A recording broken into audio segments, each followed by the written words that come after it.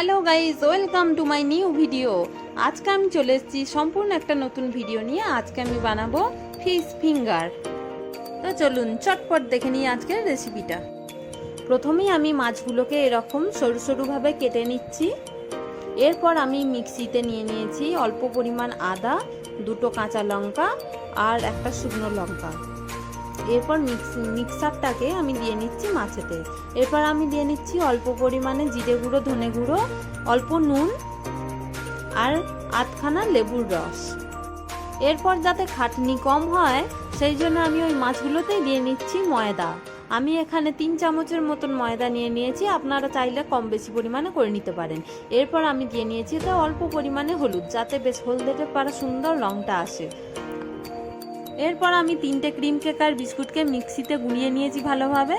এরপর আমি ওই মাছগুলোকে এই বিস্কুটের গুঁড়োতে ডুবিয়ে নিয়ে কড়াইয়ের গরম তেলেতে ছেঁকে নেব।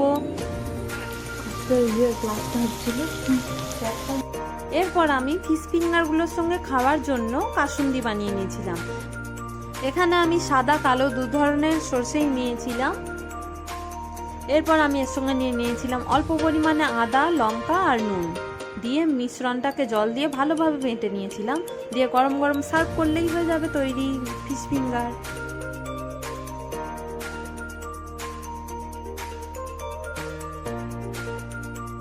আশা করি আজকের ভিডিওটা আপনাদের ভালো লেগেছে।